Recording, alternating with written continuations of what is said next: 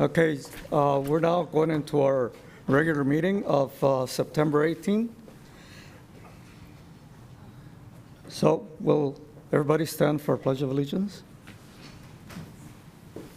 I pledge allegiance to the flag of the United States of America and to the republic for which it stands, one nation, under God, indivisible, with liberty and justice for all.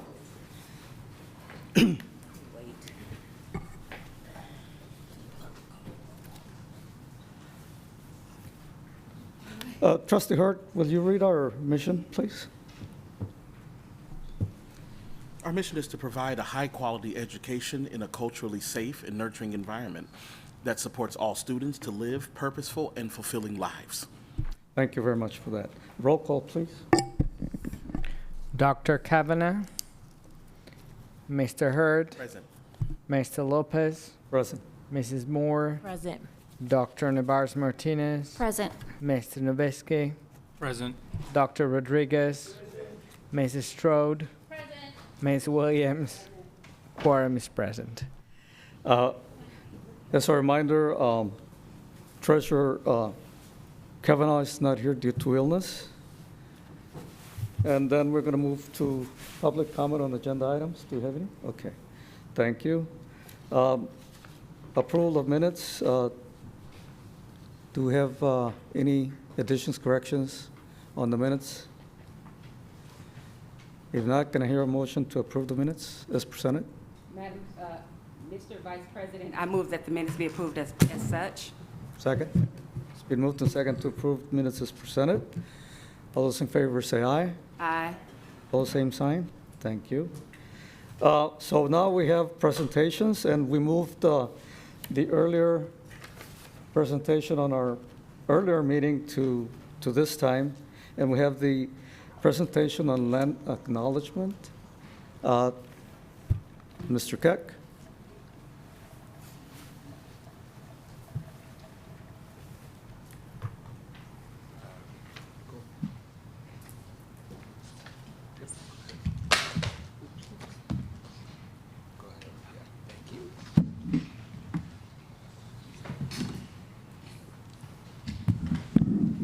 Good evening. I'm here as part of the Special Populations, the Native American program. It's been under Special Populations for many years.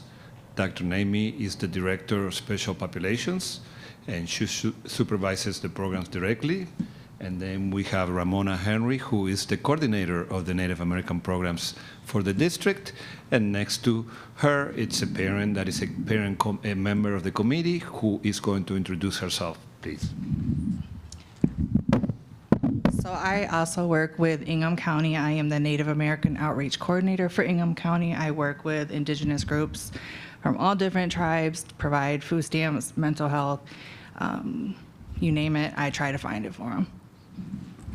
And I'm also a graduate, indigenous graduate from Everett. All right. Great. Okay. Ms. Henry, are you ready? Yes, sir. I'm going to let you have your clicker. The green one will make it move forward. Yeah. Okay. So, Ramona would like us to, Ms. Henry would like us to pass out these worksheets so that you can read along with the slides. Part of my job here tonight is to make sure by the time this presentation is over, me as a bilingual teacher, to make sure all of you are able to make the correct pronunciation of all the words of the land acknowledgement, okay? So we will practice it.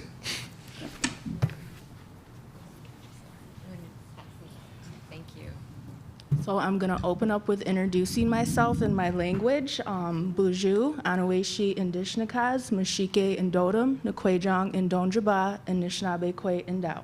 That is the formal greeting of the Anishinaabe people of this land.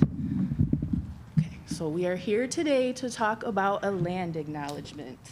How many of you know what that means? Okay, a little bit. Okay, slide one. So here we have the original people of this land are known as the Anishinaabe people. Do you guys know when we say pre-colonization what that means? You got a good idea before 1492. So before colonization, we were already here in this area of Lansing. We called this place Nequajong, where the waters meet. And if you look on a map, you will see all the waterways lead here to Lansing, and that's the little map of Lansing down there in the corner. We met here to hold our council meetings, we did our trading, and any tribal issues or economic issues, we met here in Lansing to discuss all that. So these are just some statistics. We have 392 students that self-identify as Native American here in Lansing schools, with a high concentration at Pattongill and Eastern. A majority of those students belong to the Anishinaabe Nation, which, remember that word, because you guys are going to learn that in a minute. The other nations represented in our schools, just for example, we have some Creek members from Oklahoma. We have a whole Mohawk family here from Akwesasne, New York. And then we have a lot of Apache families here. Something I'm really proud of is do you guys know who Geronimo is? Yes. We have their descendants right here in our school district, so I think that's really cool. We also have Alaskans and First Nations in that number too. When I say First Nations, I mean the Canadian tribes. Next slide. So why are land acknowledgements important? They give space for tribes that were forcefully removed from these lands. It acknowledges that historically, we were already here living our lives pre-colonization. And right now, what's happening in what we call Indian country is a lot of cities and universities are giving and returning land back to tribes. These land acknowledgements also make us feel seen and heard. So for a long time, I knew that Lansing was native land, but I didn't specifically know if you look on the books that we gave you, on the front of that is a very important, the treaty. So the Treaty of 1819 is when my tribe specifically was forced off the land that Michigan State built MSU on. So I used to not like land acknowledgements, but now I'm like, okay, I understand, I get it. Does that make sense? Next slide.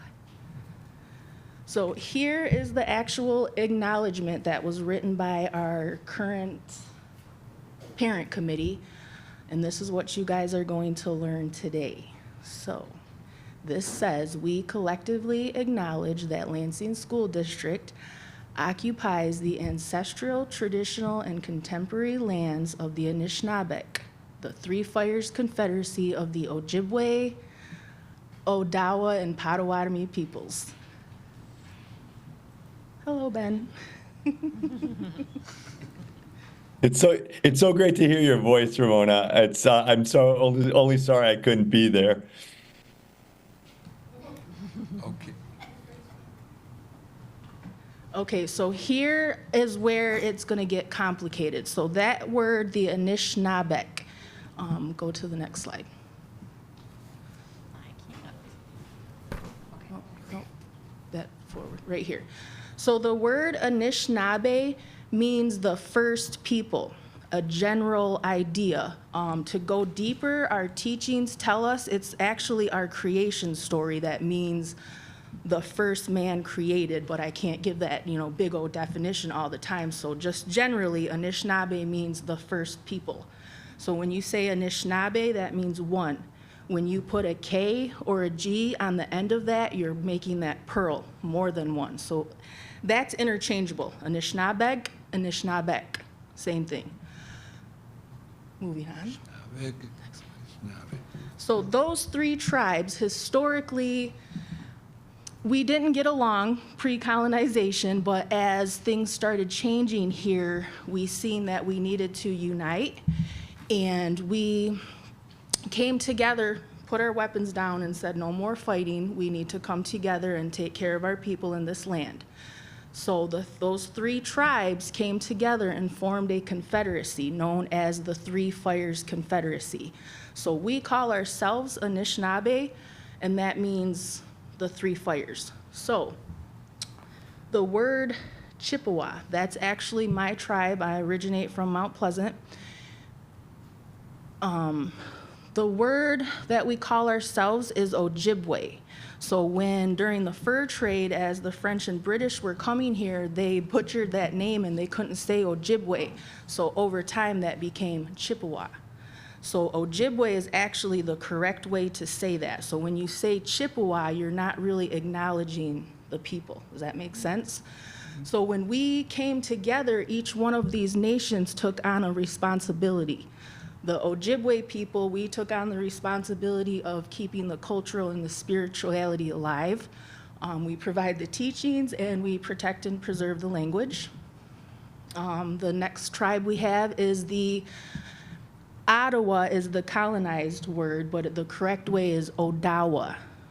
The Odawas are the keepers of the trade.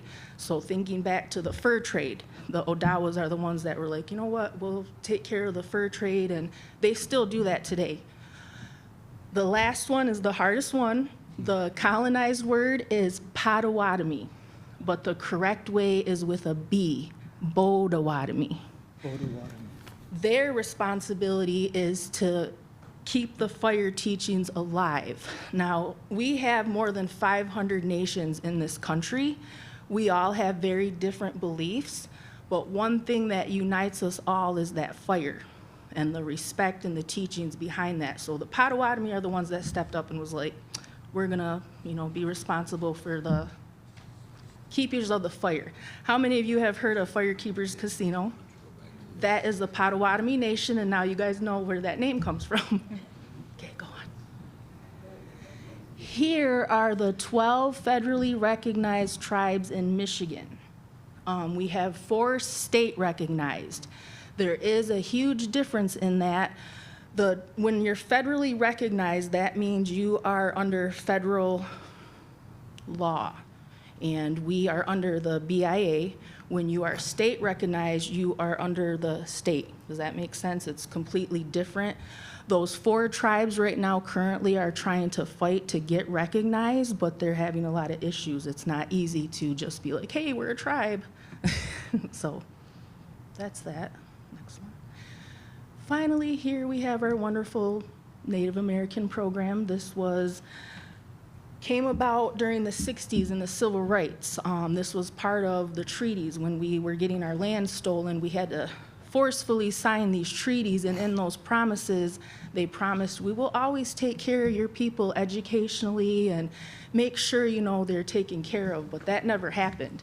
But during the civil rights, the people stepped up and said, hey, you gotta honor these treaties.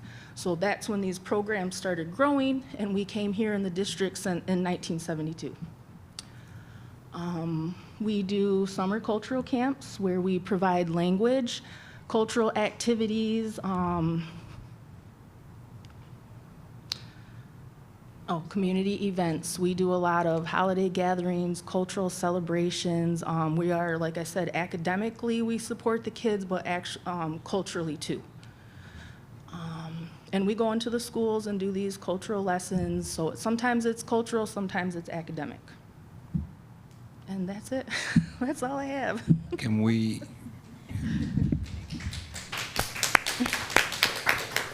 So, should we try to say these words together before I leave? Can I ask a question first before we do that? Mm-hmm. So you said there are 12 tribes in Michigan. Which 4 are state that are trying to become federal? So there's the Grand River Band, which is over in Little River in Manistee. Historically, when they were trying to get recognized, the state was like, no, but if you really want to be a part of the tribe, you guys can merge with Little River. So right now you have people that are saying, I'm not Little River, I'm Grand River, I'm tired of identifying as Little River, so they're fighting for that recognition right now. The other one is Burt Lake up in Petoskey. There's 2 more. One of them is the Huron tribe, and then the other one I can't think of. Thank you. Yeah, yes. Thank Trustee you, Rodriguez. President. Thank you very much. We have 392 students, I'd like to know more about the services do you have provided in the schools daily or every 2 days? What kind of the counseling, what kind of the support we have for these students, besides just to have the management style, but really services in the buildings? So we kind of individualize it by student as needed. So I get calls daily. My child is not listening in school. I need support, or my child's falling behind. I need somebody in there to support my child, or it's not always academic. Sometimes it's cultural. We have something really big right now is a lot of our boys with braids. We have a lot of bullying going on with our boys, so right now we're getting a lot of calls to come in there and explain the cultural significance of hair. And we do have a book that we provide when we do those lessons. It's called Thunder's Hair. We didn't bring a copy today, but I can provide that to you guys if you would like to see it. Yeah. That is okay, but the students need to see people like them in the buildings. And I don't see that. They call you and you go, but it will be much better if we had people from your area or your tribe, they go to the school, stay in the school, and the students can go to see them. Maybe not every day, but once a week, twice a week. There's somebody the counselors and other people can talk with somebody every week or every 2 days a week. We need somebody in the buildings representing, and the student be able to identify themselves or that person or people. Yeah, Dr. Rodriguez, I can answer a little bit about that. Ramona is very much in demand within the schools, and so what ends up happening is that teachers can request to have Ramona come to the classroom and do a story hour, talk about the cultural significance of heritage and history, and so she's booked up to do a lot of this within and embedded within the classrooms. I think what we're working towards is to have sort of a on the website that identifies the Native American program is to have like a request form so that other teachers in the district can put in a request, and then she has a wonderful parent council, and so maybe what we're able to do at that point is we grow the significance of that and have parents be able to fulfill the request from the teachers as well. Whatever you can do to help the students, Yes. that's what I am talking about. Absolutely, absolutely. President Moore? Yes. First of all, I want to say I love this. I've been shooting for this for a long time, so I'm glad to see you in the space. But I think also it's important that we educate all grades, right? I think everyone needs to know about our indigenous people, right, and the history. So it would be nice to also utilize some of the other organizations. I just shared I work at Lansing Community College, and we have an amazing Indigenous Peoples Committee, right? And it would be nice just as a board, we have that conversation and be able to look at having a partnership or something of that nature so everybody is educated on the history, because not only are elementary students, you know, bullying, but I'm sure our higher grade level students, they need to be educated on the culture as well. So let's keep that in mind, board, and I'm excited about implementing our new land acknowledgement. This is a great thing for the Lansing School District. On that note, in our program, we do have certain requirements. Under the BIA, in order for our students to qualify for our program, they have to have at least a grandparent enrolled in their tribe. But with the federal enrollment system with tribes, the whole point was to wash away our blood. So when those systems were put in place 100 years ago, the idea was to get rid of us. And here, 100 years later, that's what we're seeing today. So with that being said, in that 392, only about half of them are qualifying for this program. So what we do is we do reach out into the community to find resources to help support all those students that identify. I knew you were doing it. I knew, but that's unfortunate. That is, I don't want to prolong the conversation, but it's just unfortunate. And as a district, we really have to look at what we can do to make sure that our students, all of our students, but right now we're talking about our indigenous folks, what we can do to make sure that they have what they need. Trustee Hurt and Trustee Williams? Yeah, I think I just have more of a logistical question. I'm new to the board, and this is the, hey, that's all right. No, mine just went off too. Time's up. So you provide support for young people, for our indigenous students, academic support, cultural support. All this works through the Office of School Culture, or are we talking about an outside in special populations? Like, where does it fall in? There's a lot of buzzwords that I heard, Yes. and I was trying to figure out where they all go. Yes, thank you for asking that question and for clarification. The Native American program has a main office which is located in the Dr. Evans Welcome Center. It has been linked with bilingual education for many years. It was on its own for a little while, and 20 years ago when I got the first title of bilingual director, there was a person in this district that her name was Linda Kent. Some people might remember her.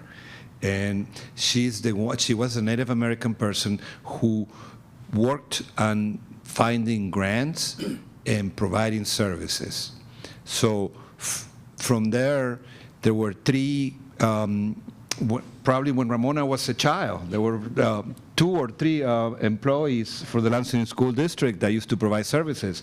And with the time, the funding kept going away, and we were able to retain a full-time coordinator for the school district under the bilingual education department, the special POPs, whatever you want to call it. I think one of the great things that Ramona and the Parent Advisory Committee has done is that they have been able to keep the elders of the community connected with the school district. And a lot of the decisions that they make, they always consult with the elders in the community. I know some names, I don't want to say names, but there's some people that not only we connect culturally, but they have helped the district with grants and funds. And the other thing, we still, I work with Kim Adams. Every year we have a grant, the Native American grant from the Department of Education. It's a very small grant. I think we get about $24,000, $25,000, right? And the only way to do that is we have to collect forms. I think they're called 506, right? The 506 forms. The issue that we have with that is filling forms for the federal government for certain groups of people, it does not feel very comfortable. And so collecting those forms are not as easy, but you guys try very hard to collect forms. So we're very proud of what Ramona and Dr. Naming and the Ingham County does. MSU works with you. So we're little, they're a small group, but they find the things. And I think we have to do a better job of communicating the events that we have in the community with you guys. The end of the year party that you have, you guys bring everybody in this community together. And I think it would be very nice in the future for you guys to be invited to see it, because children, parents, grandparents, everybody's there having a great time and celebrating their culture. Thanks. Trustee.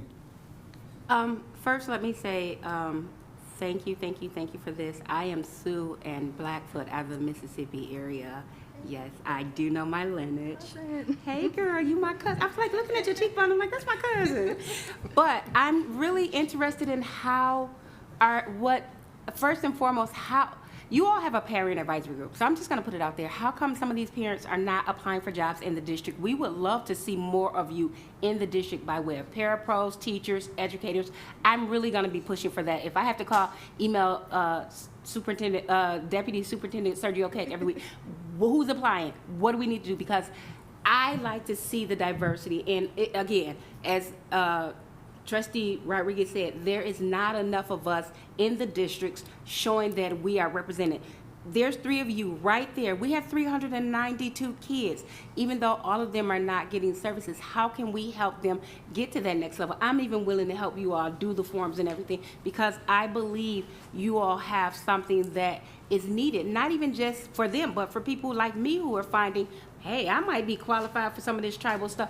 And because at the end of the day, we're all related. We're all connected by some form. So what can we do to help you get these children where they need to be, as well as how can we get you more into the district, more visible? Well, I'm going to defer to the parent that we have here to speak about the committee, and I think she'll be able to provide a little more distinction on engaging parents and families in the program. I'm just going to add that in the summer, they run a phenomenal summer program.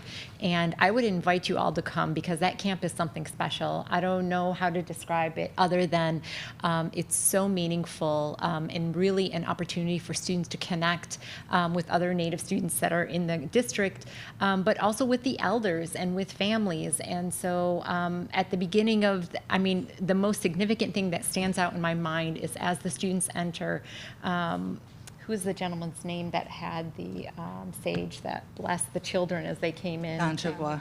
Yes. They had sage that was, that the students go and are blessed before entering into the camp. And really, truly, the significance and the heart in really sharing connection to community and culture is just so present from the moment they step into the door. And so I would encourage you all to come out to summer camp and enjoy a day with the students, but I'll hand it over to you. So I actually graduated in 2001, but back when I was going to school, we had a phenomenal program. At Otto, we would get picked up for summer camps, and we were building longhouses and wigwams. The elders that were in the community at that time that helped us do that stuff made us do everything traditional, and it grounded me really, really good, because my tribe is all the way in New York. My parents live here in Michigan. I don't know what happened. After a couple years, I think it just disappeared. Of course, I graduated. I got too old to I actually went back a couple years ago with my son as a counselor, but the teachings were not the same. The people that were in the community were not the same. It was myself and another girl who was not cultured very well at the program, but we made it work, and I tried to do it like how we had before in years, like long time ago, obviously. But I think that we can get there again. I would love to see that, because it was such a special time. I have pictures at my job as the Native outreach person of me and friends in front of our wigwams and our longhouses that we built with dirt and grit. I couldn't even use a hose to wet down the cattails to sew the things together. So I would love to get that back. I don't know where the funding is or how that operates or who we can hire. There is people out in the community. I think Don Chippewa would be excellent to hire. He is great at teachings and just grounding people back to what they were. So I think it would be great. Secretary Nevarez Martinez. Yeah, so I know we learned a little bit about the camp earlier. You mentioned, I think, 76 students. Do we fully fund that camp? And then also, do we have after-school programs for these students during the regular year? Yes, I'm going to answer the first part. We do fund that program, and we use categorical funds, and we've done that for many years now. Ramona, if you want to talk about the after-school programs.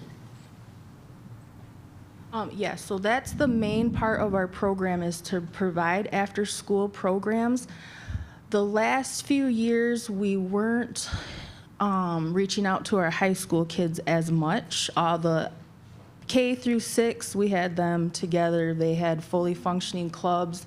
But last year, we really went hard with the high school kids. And what we're doing right now is we are trying to unite, because a lot of our kids come from other different racial ethnic groups. So right now, what we're trying to do is unite our community under the indigenous name. So we have the Latino club and the Native American clubs, and we're trying to merge them right now. Everett's is merged. Eastern has 2 separate ones right now. We're trying to merge them, and then we'll be starting our official after-school program at Pattongill in the next few weeks, hopefully. But that is the main part of our program is the after-school programs. Any other questions? I want to ask the parent representative, your name again, please? My name is Carly Swamp. Okay. Are you with the center in Okemos? No, we are not. I work strictly, I work for the Ingham County. Okay. I am the Native Outreach Coordinator for Ingham County, and that is what I do. And I want to say something else, if I could. The graduates that we have for the school district, our seniors, so I know when I graduated here in '01, I saw African American students being able to graduate with sashes. I saw Hispanic students being able. Mm-hmm. I was denied. This past year, my dad from New York, because he lives on the reservation up there, donated sashes for our Native students this year, $675. Right. And that was what? And we were only allowed to do that for the last 2 years? So what she's referring to is up until last year, it was up to the school district to deny our students feathers or anything cultural when they graduated.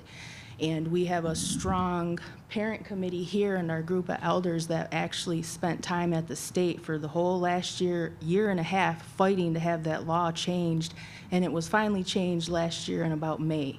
Big Gretsch actually signed that. So now no state can deny, or no school district can deny a student a feather or a sash or anything cultural. So to honor that, we now have a graduation ceremony for our graduates, which is where those sashes came in that she's referring to. And if they can have them, because there is a law to carry feathers, you have to be enrolled in your tribe, but with that law, we actually got it changed to if you're a descendant and you can prove that, you can carry a feather. So now we have a Native American graduation ceremony where we provide those feathers and regalia. We bead their feathers for them, and that's part of our program, is supplying the regalia that they'll wear. This year we have about 25 kids graduating from the Native American program, so Okay. we're gonna need some support. Dr. Trustee Rodriguez? Board members, in 2023, we passed a resolution, multicultural education in the Lansing School District. Right. We had to act. We had not doing anything yet. Then you are included. It's a multicultural education for everybody. Then we are in this process, and I hope that soon we are going to incorporate that for everyone, and the district will be maybe a model for the whole nation. I want you to know that. Thank you. Thank you. Before we let you go, the words that we got to make sure, Ms. Henry, which ones, Ramona, how do we do this? How do we leave this table making sure these wonderful people are going to be able to read this very well? Okay, so the word Anishinaabe. Are you guys comfortable? Anishinaabe. Anishinaabe. Anishinaabe. Snabe. So, Odawa, Odawa, Ojibwe, Ojibwe, and Bodawatomi. Potawatomi. Bodawatomi. Potawatomi. I know Potawatomi from the west side of Michigan. Yeah, there's the Gun Lake Casino, that's a Potawatomi tribe, and then the Four Winds Casino. I really don't like to refer to them as casinos, but it's just how it is. So the Firekeepers, Four Winds, and Gun Lake, those are all Potawatomi tribes, or Bodawatomi. Potawatomi. Yeah. Potawatomi. I knew it was Potawatomi, okay. Potawatomi. So the Ottawa tribe is only located like in the Ottawa Township, Ottawa County area, or are they further than that? No, they are They're all over the Great Lakes area. So the Anishinaabe are actually the Great Lakes nation. So Wisconsin, Ontario, Minnesota, and Michigan. So here in Michigan, we have the, up in Traverse City is an Odawa tribe, Harbor Springs is an Odawa tribe, and that's it. Wisconsin has a few, and then Canada. But here in Michigan, we only have 2 Odawa tribes. So in your land acknowledgement, you have Three Fires Confederacy of Ojibwe. I think it's Can you wrong. say it again? The Three Fires Ojibwe? Ojibwe? Ojibwe, Ottawa, and Potawatomi. Shouldn't it be Potawatomi? Potawatomi. I think on the, On this, it says Potawatomi. there's a B and a P. So P is the colonized way, Potawatomi, but Yes. the correct way is Potawatomi. What I think Potawatomi. Mr. Lopez is saying that there is a, They have a typo. there's a typo in the land acknowledgement. There should be a B, not a P. Right? So we're gonna correct that. Yes, we're going to correct that. Okay. Do you guys want to try to read it together before I leave? Just so I can feel better that when I leave, you guys We're gonna know. start with Ms. Trustee. You don't want to do it Nowitzki. I'm sorry. together? Hold on. We collectively acknowledge that Lansing School District occupies the ancestral, traditional, and contemporary lands of the Anishinaabe, Three Fires Confederacy of Ojibwe, Odawa, and Potawatomi peoples. No, Levant, Trustee Hurd?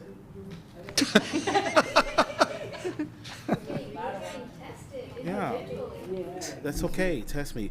We collectively acknowledge that the Lansing School District occupies the ancestral, traditional, and contemporary lands of the Anishinaabe, Three Fires Confederacy of Ojibwe, Odawa, and Potawatomi peoples. All right. We follow these 2 good leaders.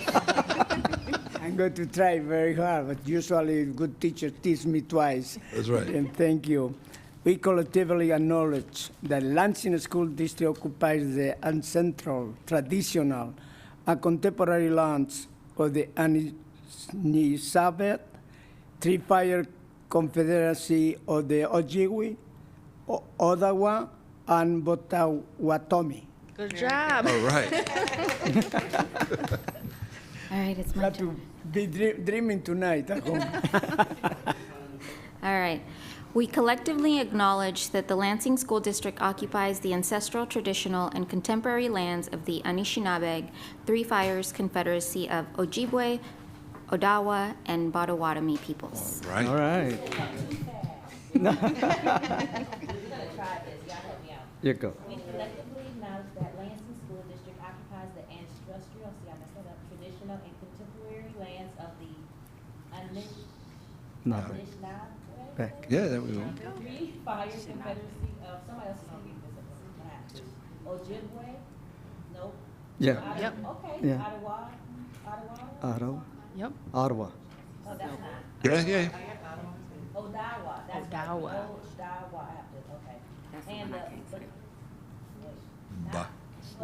But. or, say it again. Potawatomi. All right. Okay, people. All right. All right. Good. Okay, we're gonna practice that, No. y'all, at every meeting. So if you, this might help if you think Potawatomi. Trustee, Tommy. Oh, you making Sorry. that? No, that- You playing? I was going to go this way. No, you playing? All right, okay, all right. We collectively acknowledge that Lansing School District occupies the ancestral, traditional, and contemporary lands of the Anishinaabe, Three Fires Confederacy of the Ojibwe, Ottawa, and Potawatomi peoples. Okay, the girl with the list is gonna try to do this. We collectively acknowledge that the Lansing School District occupies the ancestral, traditional, and contemporary lands of the Anishinaabe, I'm gonna get it right, Anishinaabe. There we go. Anishinaabe. Anishinaabe. There you go. Got it. Three Fire Confederacies of Ojibwe, Odawa, and Potawatomi. People. Hey. All right. Last but not least, We collectively acknowledge that the Lansing School District occupies the ancestral, traditional, and contemporary lands of the Anishinaabe, Three Fires Confederacy of Ojibwe, Adawa, and Potawatomi people. There we go. okay, now everybody, we're going to do it together. That's a All good right. teacher. That's a, yeah, yeah, even ET should do it too. With us? That's right. We should all do it together. Because we're going to read it. Come on, board. Okay, All right. ready? 1, 2, 3. We Collectively acknowledge that the Lansing School District occupies the ancestral, traditional, and contemporary lands of the Anishinaabe, Three Fires Confederacy of Ojibwe, Ottawa, and Potawatomi peoples. Thank you. No, you're not. You're out of order.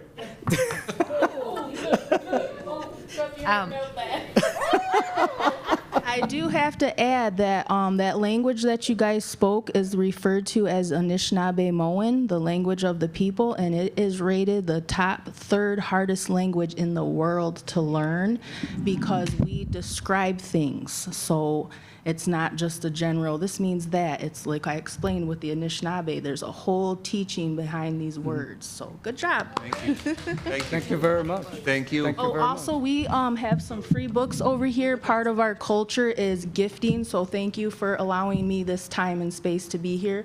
Please help yourself to these books, and we have some that Carly's going to pass out to you guys. Story. There's other ones over there, but this is a special story between the Black community and the Indigenous community, so we counted out how many were up here.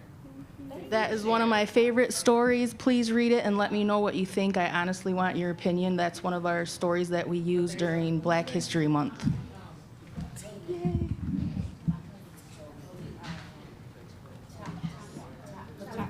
Oh, Who would I leave this with? okay, again, we want to thank the presentation on this land acknowledgement. Thank you very much. All right, let's move on our agenda. We're now at reports from officers. Report from the secretary. Yes, so we have a new sports opportunity for our district students. The district will take care of registration fees, so please ask your school for instructions on how to complete the registration. Register for Superintendent Family Roundtable. You can find more information about that in your Parent Square account. The 2025 Winter Clothing Distribution Event will be September 26 and 27 from 9 a.m. to 5 p.m. And that's going to be at 3305 South Pennsylvania Avenue for those folks that are in need of some clothing for winter. We also have a PD Day on September 26th. As far as our next board meetings, we have on October 2nd, a regular board meeting. October 16, we'll have a regular board meeting and information study session. And November the 6th, we have a regular board meeting. Thank you for that report. Moving on, we have committee reports, employee and alumni recognition ad hoc committee. Trustee Hurd. Thank you, Mr. President. I'd like to yield to Trustee Williams and Dr. Rodriguez for our report. Thank you very much. The Employees and Alumni Recognition Ad Hoc Committee met September 15, 2025 at 11:30. The committee discussed the composition of the committee will be composed by 21 members, 6 community members, 3 of them parents, 3 alumni, 3 board members, 3 educators, 3 administrators, and 3 students, 1 student for every high school.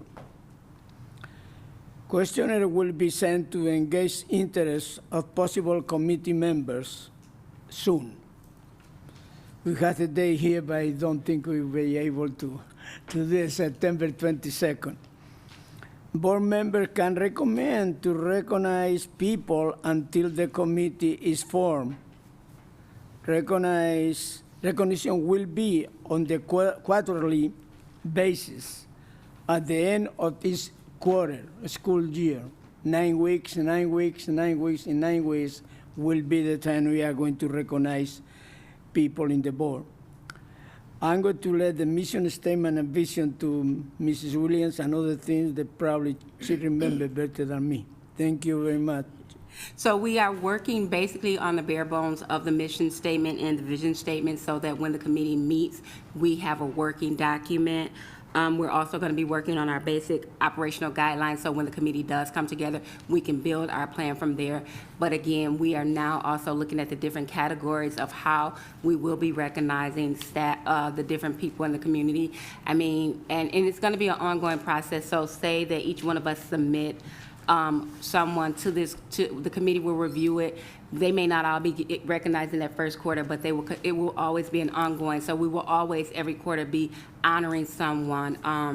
I do know that our next meeting will be October 6th at between, I think, 12 o'clock noon. It's going to be, I don't think we haven't decided a room yet, but you are more than welcome to attend if you're a board member or if you're just interested. Thank you, Christina, for attending our very first meeting, who helped us with some guidance and guidelines on how to set these things are going. So we are moving in the right direction, and we're excited that we hope to have our first set of nominations and recognitions by December. Any questions for the committee? Thank you. Thank you for that report. There's no report on facilities committee. We have not met.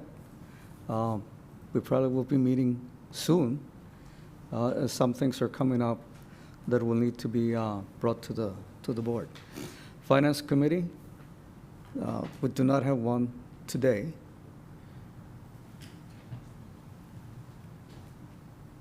Okay. Personnel committee, I'll send it over to Trustee Nowitzki. Thank you. The Personnel Committee met yesterday morning. Trustee Lopez and I were present in person, and Trustee Strode joined online. We reviewed the reports that were provided to the board in the board packet, listing all the employment changes since December 24 per the request of the board at the last board meeting. The committee did identify, though, that some of those reports only had one individual as a new hire in the teacher, non-teacher category for a particular month. And so we want to note that those reports are for the board's use only at this time, because when there's only one or a few employees, the demographic information is then identifying to that individual. And so we're looking at how should we maybe do that reporting with the demographic information, which was requested by the board in the past, so that it doesn't identify an individual. And so we have some options to consider. It may be that we make those demographic components of the report quarterly instead of monthly, so that there's more in the group. It may mean combining the teachers and professional and non-professional staff into one report when there's a small number, or it may mean keeping those as confidential reports just among the board if that's a legal option that we have. So we'll pursue that on how to present that information to the board going forward. But those reports you received in the packet, for now we ask to just keep for your information. The committee will continue dialogue to determine how to share that information on demographics in particular.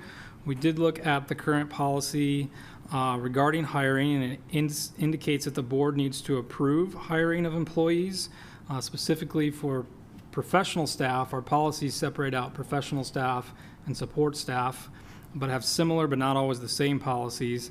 So the board, per our current policy, needs to approve professional staff at the next meeting after hiring.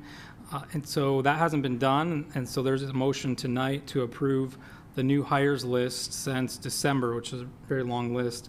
In that document, without the demographic information, we then expect now to get every board meeting, because we need to have those hires being approved at each next board meeting. So going forward, we'll have that without demographic information. We also have to look into whether or not we can have that demographic information when we're making a hiring decision versus just getting the report later after the fact. showing what has happened over a period of time. The committee will continue to review policies on several of these items to make recommendations to the policy committee. We're needing to get legal counsel on several questions like these sensitive HR kinds of topics. For today, you have that list again of all new hires since December 2nd, 2024. And following the report, we'll ask for approval of that. And regarding resignations or terminations, current policy allows the superintendent to accept resignations for the board. So those are not presented for board action. They're in your board-only reports on what's happened over the last several months. For suspension and termination, there's a difference between policy for professional and and support staff. Right now, our policy requires professional staff review or termination or suspension to come to the board for action.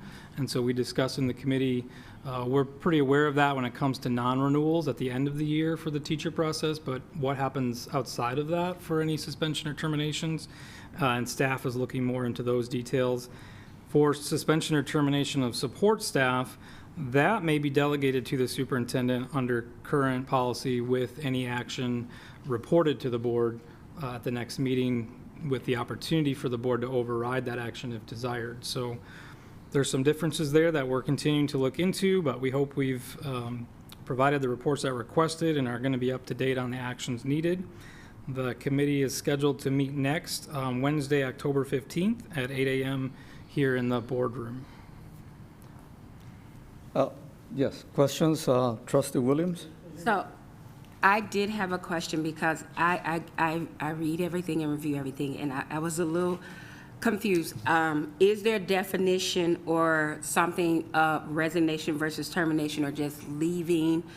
Because it just said resignation, and I don't think we've had that many resignations going through all these lists. So how are we really defining that? Because I'm sure some of those should say termination or, so are we not putting termination just to safeguard? I mean, can you provide a little bit of clarity on that? No, these are all truly resignations.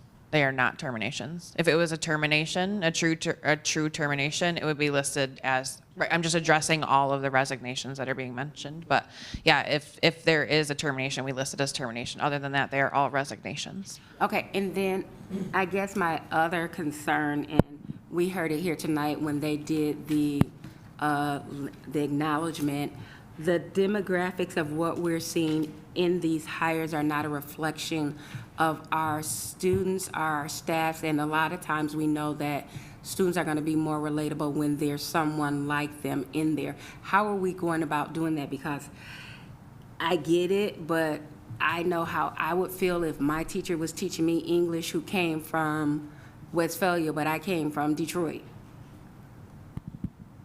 How are we, I'm just, does that make sense what I'm asking? Yeah. Okay, so how are we going to get more representation of what our students need? Like, we know that we don't have any Hispanic teachers or one or two throughout the entire district, so they're not seeing a representation of themselves. We know that they just said that they don't have the people in the classroom. How are we recruiting in those capacities to make it where we get those people? Because I do know that I've sat in rooms and groups. I think I was in a room yesterday with 137 people. Somebody in that room had to be an educator. I think I'm going to jump in here. One of the things that we did talk about, and I can speak to sitting in the conversation, the problem is we can't handpick who applies to the district. We are open, we're flexible, we're putting information out there. I know the team did really great. Clayton also putting information out there and getting metrics together, but if they're not applying, we can't put them in a seat. So that's our areas to just keep pushing out information to our district, to our people that's watching. I will note that on here, the one thing that I found very interesting as we were talking about in that last information study, I'm curious about the numbers. Are they indeed correct? And here I'm jumping on your question, sorry. But the questions of, it said something like we only had like 14 vacancies compared to this year. but these shows like a ton of new hires. So is that information not subject to the correct data? But as far as that piece, Trustee Williams, we would love to have those people, but if they're not applying, they're not given the opportunity to be put in a seat. But I'll yield my second part of that question to you all. Well, if I may then just jump into your question or question. I think the other thing we have to look at is recruitment. And I know that we do a lot of recruitment, but we need to continue that recruitment process. So at the next meeting, we probably should talk about recruitment process and what we're doing in that area. Because I know that I've referred people, like I'm not going to hire them, but they refer them and they apply, and either they have the qualifications or not. And we should all do that, you know, tell people that there are job openings. Superintendent, and in our webpage, it says we're hiring. You know, in big bold letters, we're hiring. So, yeah, you know, some people need to be nudged. Hey, they're hiring. Why don't you go check it out? But recruitment, really, that's what I wanted to talk about. Is that recruitment? We need to do that. Trustee Nowinski, and then Dr. Rodriguez. Yeah, well, I just wanted to respond to some of the questions on behalf of the committee. I think that, you know, the hiring practices can't ask any questions about race or gender or those kinds of topics. So again, that's a question we're exploring as the HR department doing all that work, you know, for the district, bringing then those final recommendations to us. Are we even able to know that information when we're making the hiring decision? And it may very well be that we shouldn't have that information before we make a hire, but we can have it, you know, afterwards. I'll remind the board that we did get a very thorough report on hiring, I believe it was in January, that did detail out the racial demographics of staff and in reference to the student population. And I think it's planned to have that on at least an annual basis. So we'll continue to get that information to evaluate that.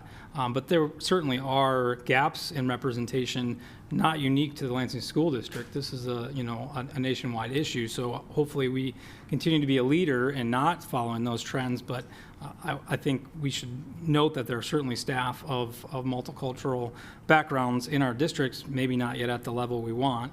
And I think to the point about the vacancies, that was a snapshot of open positions at the beginning of the school year. So there were lots of changes, but at that one moment in time last year, compared to this year, how many teaching positions and support staff positions were open at that moment? And we see that decline in that moment in time from year to year. Excuse me. No. Okay. Dr. Rodriguez said. Okay. I guess going back to that report, there are some discrepancies. If that's a point in time report, as of today, I'm doing a data pool of today's date at this time, this is how many we have in the system, versus if you're saying a trend gap of over last year around August, we had 26 positions, but this year around August, we had 14. Based off of the metrics of how many I'm seeing in the month of August, it doesn't add up to what was displayed at the table there, unless I'm just misunderstanding the difference between a point-in-time report versus a trend report. Correct. So the data that was given during the information study session was as of the first day of school. Gotcha. That date only, compared last school year to this school year. So not the full 30 of the calendar? No. Great. So that's indeed not a technical point in time. That's a point in time as of August 1st, not comparative for point in time as of August 1st and 23. So we might have to view that differently. The data says August of last year, this date versus August of last year. I can add the date, the actual date. So it Yeah. was like August 20th last year and August 20. It was the first day of school last year and the first day of school this year. Perfect. Thank you. Yeah, I think those items could be agenda items for discussion and get some clarity on that if needed.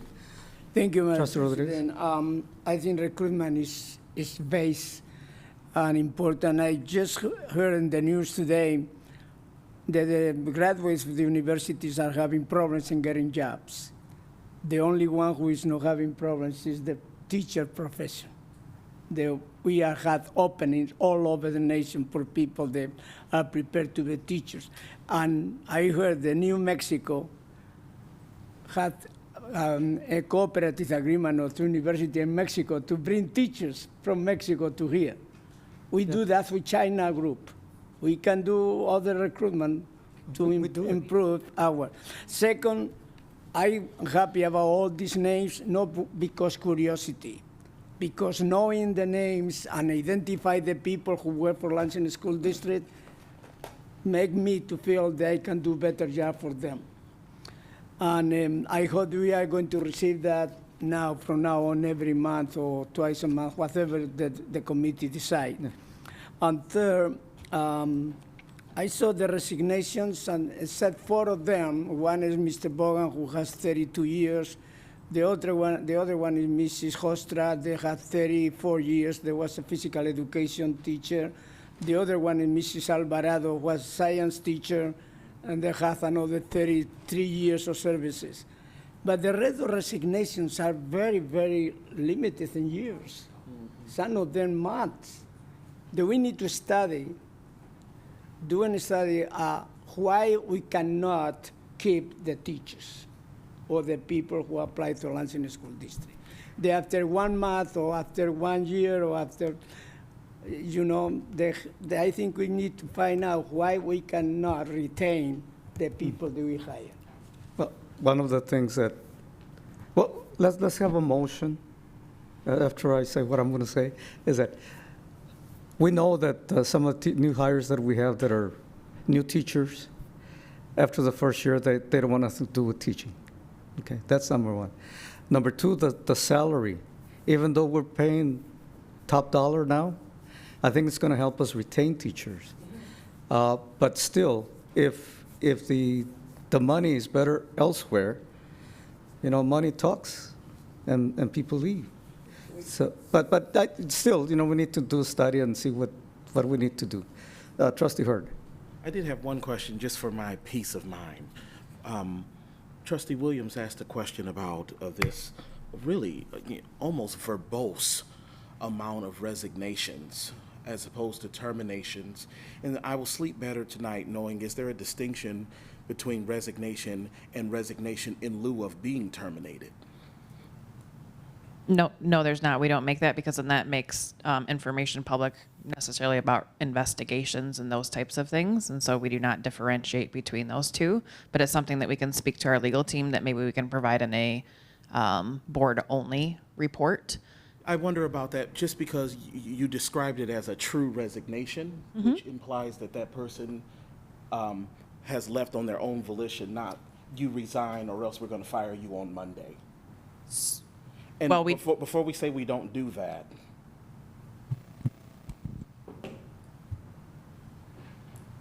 I want to just be, I'm going to yield, but I want to make sure that everything is on the level and for the board that nothing that we are receiving impedes our oversight function. That's the only, I'm not accusing anybody of any impropriety. I just want to make sure that because this is all computers and things are coded in certain ways that we really are getting a good snapshot. Because when we are recruiting or we're trying to retain people, making sure that all the information is whole for me, and especially as a new board member, so I know exactly what I'm looking at and what snapshots I'm getting and what kind of metrics I'm seeing them in. Again, I just want to say, Mr. President, I am not accusing anybody of any impropriety. I'm not saying that anybody is falsifying what they've given the board. I just want to make sure that I understand, as somebody who's not good with statistics and things like that, what am I reading here? Can I file a motion? I'm sorry? Are we still filing the motion for that? Yeah. I just want to Mr. Nowinski, we need to put some items on the agenda to address issues. That's why we're here, is that to take the issues of the board members to each of the committees, because we need to continue looking at that. Okay. Yeah. Can I have a motion to? I will like to file the motion. Before I do file the motion, I definitely want to stand corrected. The data presented in the operations achievement area that the operations executive team posted surrounding August, there's two different distinctions here. There's LEA assistants and then there's LSEA classroom special education and teachers. The numbers are going to look off because I was counting them all in one spot versus the distinction of one is LASA versus LESA. So I just wanted to clear that up because I own my mistakes, so thank you. Now, the motion. I recommend that the Board of Education approve the new hires from December 2nd of 2024 to August 25 as presented. Thank you. Is there a second? Second. It's moved and second that we approve the new hires December 2nd through August 25th, 25, as presented. Any other question, motion? Okay. All those in favor, say aye. Aye. Opposed, same sign. Thank you, motion carries.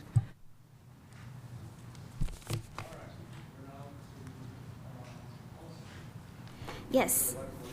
Yes, so we have been meeting and we're, doing our review as per state laws that keep changing, and then also updating our policies to better match what we do on the day-to-day. And so today, we are bringing draft bylaw 0122.1 on school visits, draft policy 9150 also on school visits, and then draft policy 2105, mission of the district, to hopefully be put up for the first reading.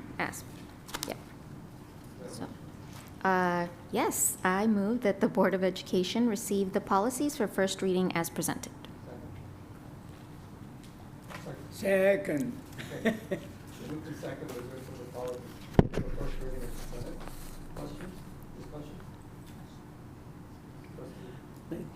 I want to make sure I'm understanding. It seems like I'm a little bit lost in what we're doing right now. Are we looking at a revision of a policy that you all worked on? What is there's some language that I'm misunderstanding. Yes, so we revised policy 9150 on school visits to reflect the conversations we've been having on school visits. And then we drafted, with the help of the policy committee and advice from our lawyers, a bylaw to accompany that policy. And can you, for the people that's not looking at this document, just say overall with the new trend of what that policy is stating from what we had previously, like a quick sum? So yes, the school visits we added, if you look at the document, the underlined text is where the majority of where the changes are. And so it states, the superintendent shall promulgate such administrative guidelines as necessary to protect students and employees from disruption to the educational program or the efficient conduct of their assigned task. Rules regarding entry of persons other than students, staff, and faculty upon school grounds or premises shall be posted conspicuously at or near the entrance to such grounds or premises if there are no formal entrances, and at the main entrance to school buildings. Over here, where is it? Here, individuals who are, that's not the only, right? The one that starts with individuals, right? Yeah. Okay, so the third paragraph down also, individuals who are registered sex offenders and wish to participate in school activities may be allowed on campus. Conditions may be imposed by the superintendent on the individual's campus visits, governing the terms and conditions of the visits. These conditions may include, but are not limited to, the need to receive prior permission before entering campus, required check-in, an approved escort in the building or at an event and time or location, limitations while on campus, non-staff access to students and classes must be limited and only in accordance with a schedule which has been determined by the principal after consultation with the teacher whose classroom is being visited. Classroom visitations must be non-obtrusive to the educative process and learning environment and should not occur on an excessive basis. Parent concerns about any aspect of their child's educational program should be presented through the procedures set forth in Board Policy 9130, public complaints, a copy of which is available at the board office and at each school. Thank you so much. I just wanted to make sure, because I don't sit on the policy committee, so I wasn't able to attend those meetings, or I could have because they're publicly open. And I didn't want to just make agree to a motion that I didn't have clarity. So an important part of it as well is that last section that we have as a board been discussing for a bit. The individual board members who are interested in visiting school or classrooms must comply with bylaw 122.1, which is that new bylaw that we're also bringing for a first reading. Such visits will not be considered inspections or supervisory in nature. Thank you. And I also did a lot of the ask of this because we've had conversations at board retreats surrounding this information, but being at the Horseshoe and we have parents watching this information, they're not aware of the paperwork in our hands. So just kind of giving a quick conversation to support that we're being very transparent as to what we're changing and not. Thank you. Yep. Go ahead. Yeah, and I want to let the board member know that that is the first reading. Means that we are going to We go can bring- home, do our work, come back and approve or no approve, change or no change, because especially 0122.1 is new. And everybody should be involved in that one.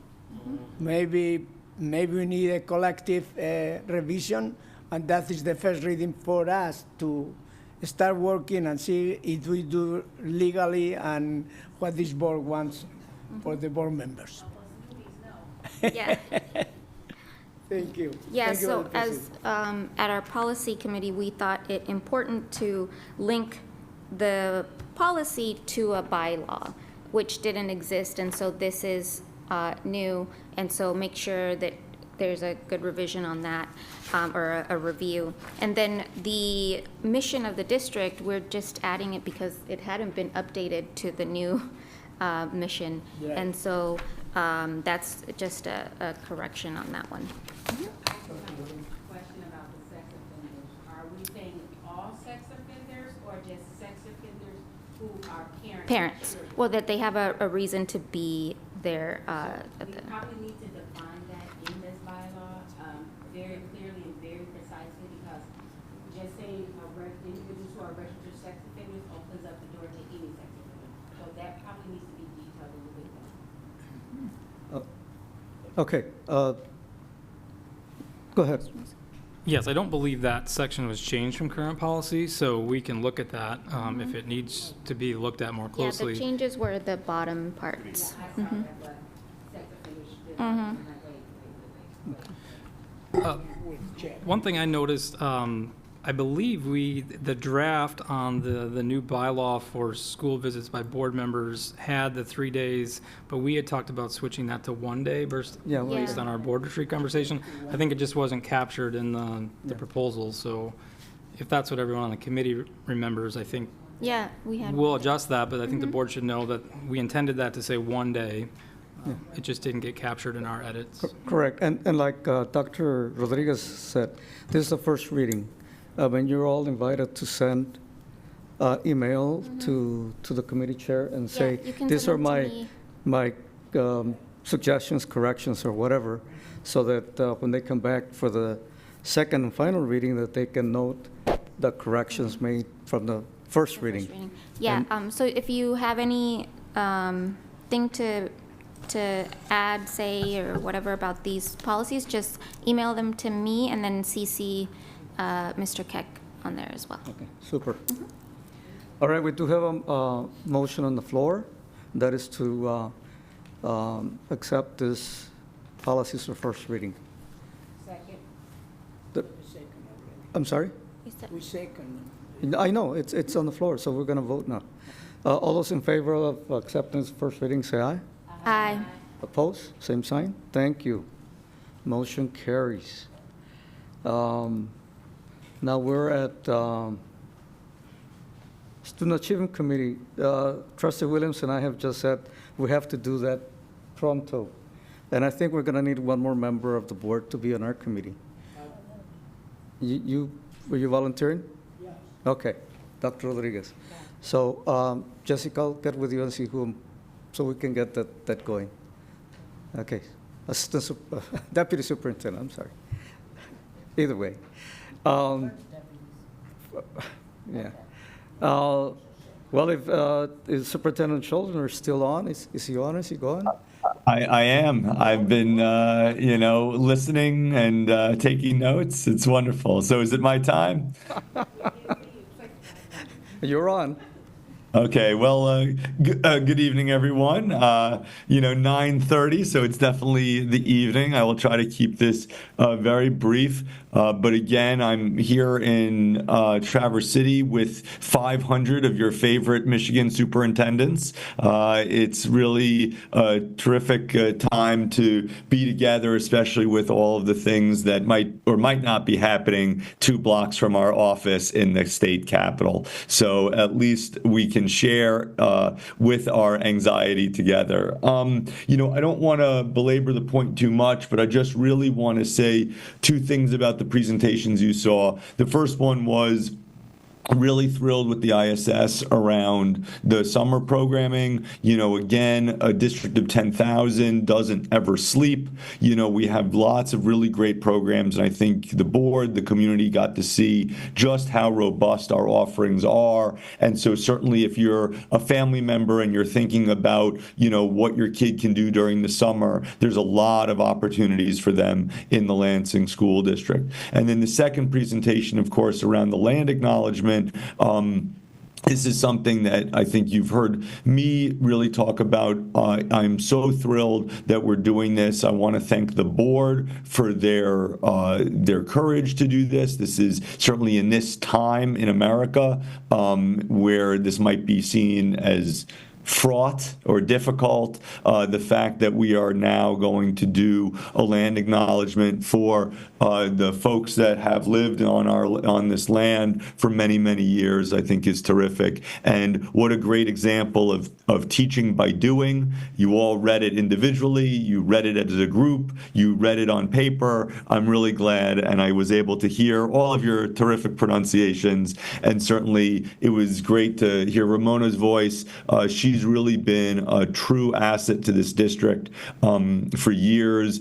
She and I are working on a special project that I will hopefully get to announce one of these days, and really just how thrilled I am that, again, we're living up to our mission of being a culturally safe place, a place that acknowledges everyone. There were some conversations that I heard the board talk about that I do want to just address because I thought they were really, really helpful. The one, of course, is in this whole conversation about human resources. Last year, there was a really robust ISS about that. That's on the agenda again this year. So I want to make sure that as the district, we prepare that document and that ISS with every bit of information you possibly want. So certainly out of today's conversation, please feel free to send me or Christina any kind of question or concern you have, because the more, and to Trustee Hurd's, point, the more information that you have that's accurate, that's in front of you, the better you can do your jobs. And then in addition to that, the more the community knows about what's going on, the better. But where, again, you saw we're really happy with is, when I got to Lansing, over 100 teacher vacancies, and now the number at the start of the school is 14 or something like that. And that included special ed, which is really kind of amazing. So, I'm looking forward to those many teachers in the classroom moving our students towards success. I also do want to highlight something else that was brought up that Jessica talked about, which is, we have been moving the needle quite a lot on graduation, on attendance, but, the question, of course, always is about proficiency or high-level work. And, we just announced how our MSTEP scores are going, but the fact that the number of passing AP scores went up by more than 50% is really something special, because it's one thing to have an AP class, it's another thing to take an AP test, but to pass an AP test really shows you the kind of level that we're getting to in Lansing. Is there a long way to go? Absolutely. But to say that we raised, and Jessica can correct me, but I think it's 53% over last year. That's really tremendous. And I want to say that for the board and for the community, because we hear everybody loud and clear, which is the Lansing School District can is great and can be better. And the way that we can be better is by having kids really perform to not just proficiency, but high levels of proficiency.